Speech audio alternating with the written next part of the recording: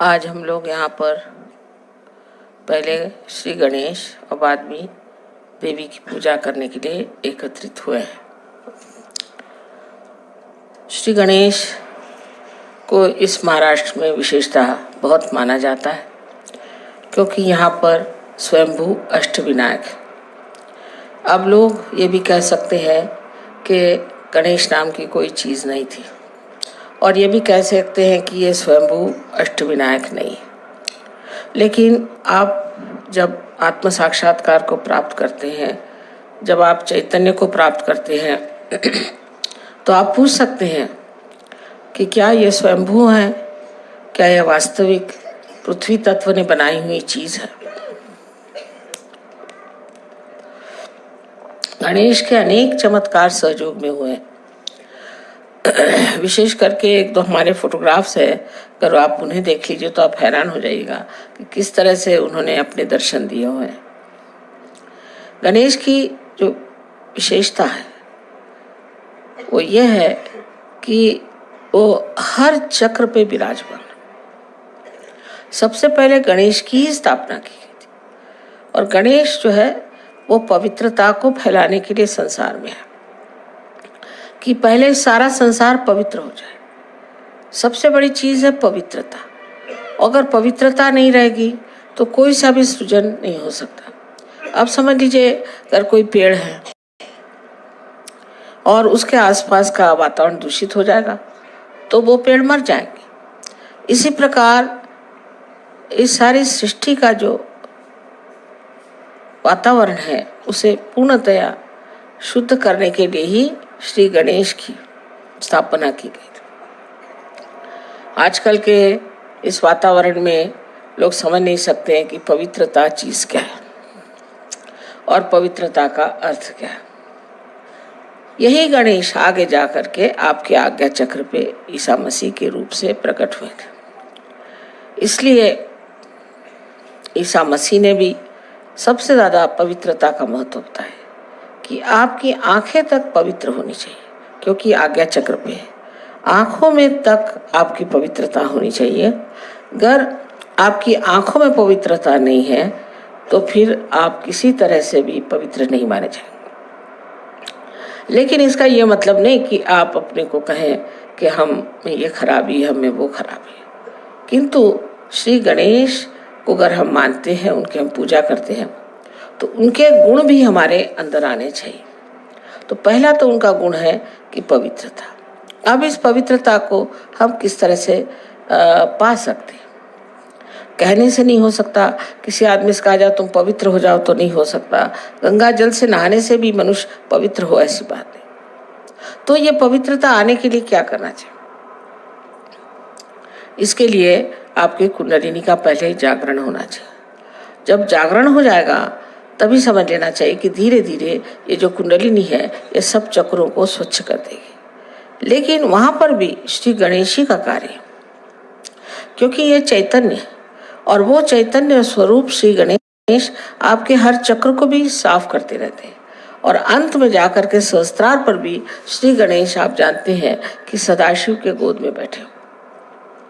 ये जो भी चीज़ें हम लोगों को लगती हैं कि पौराणिक है, मैथोलॉजिकल है, ये सब की सत्यता सहयोग भी आप प्राप्त कर सकते हैं। पहले आपको केवल सत्य को प्राप्त करना चाहिए, एब्सोल्यूट ट्रूथ को। उसके बाद आप कोई भी सवाल पूछें, उसका जवाब सही माने में आपके उंगलियों के ऊपर आ जाएगा। आप इसे जानेंगे कि सत्य क्या है। किसी भी चीज़ को कह देने से कि असत्य है, वो चीज़ असत्य नहीं होती। उसकी खोजबीन करनी चाहिए।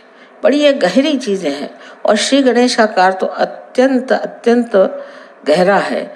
और वो एक चिर बालक है। उनमें जो अबोधिता है, इनोसेंस है, वो एक चिर बालक है। वो बालक स्वरूप है। क्राइस्ट ने कहा है कि if you have to enter into the kingdom of God you have to become like children. इसका मतलब बच्चों में जो निश्चल स्वभाव होता है वो हमारे अंदर आना चाहिए।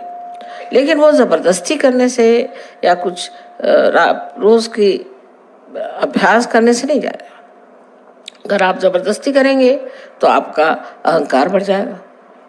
अगर आप ये कहेंगे कि हम बड़े पापी हैं, हमने बड़े पाप किए, हम बड़े खराब हैं, तो आपका प्रति अहंकार बढ़ जाएगा। दोनों तरह से ये गलत बात है।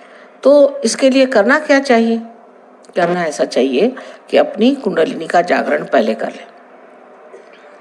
कुंडली के जागरण से आप दूसरे आयाम में, दूसरे डायमेंशन में उतरते हैं। दूसरे डायमेंशन में उतरते साथ धीरे धीरे अंदर से ही ये स्वच्छता होती रहती है। ये अनादि काल से कुंडलिनी आपके अंदर स्थित है और ये उसी समय का इंतज़ार कर रही है, उसी के लिए बैठी हुई है कि जिस वक्त आपको ऐसी व्यक्ति मिल जाए जो आपकी कुंडलिनी का जागरण कर सके, क्योंकि ये आपकी माँ है और आपकी अपनी वैयक्तिक माँ है। वो आपके बारे में सब कुछ जानती है और जिस प्रकार आपकी माँ ने आपको जन्म देते वक्त सब तकलीफें खुद उठाई, वो कुंडलिनी ही सारी तकलीफें उठा देती है और आप इस आत्म साक्षात्कार को प्राप्त होते हैं। इस आत्म साक्षात्कार को प्राप्त होने के बाद आपको सिर्फ इतना करना है कि अपने इस योग को जो आपका अब परम चैतन्य के साथ हुआ है उसके साथ एकाकारिता स्थापित करनी। चारों तरफ हम लोग देखते हैं, फूल देखिए कितने सुंदर है, सृष्टि कितनी सुंदर है, पर हम कभी सोचते भी नहीं कि ये कैसी बनी, इसको कौन बनाता है। एक फूल के पौधे एक ही ऊंचाई तक बढ़ते हैं, कोई पेड़ एक ही ऊंचाई तक बढ़ते हैं, ये सारा कौन करता है?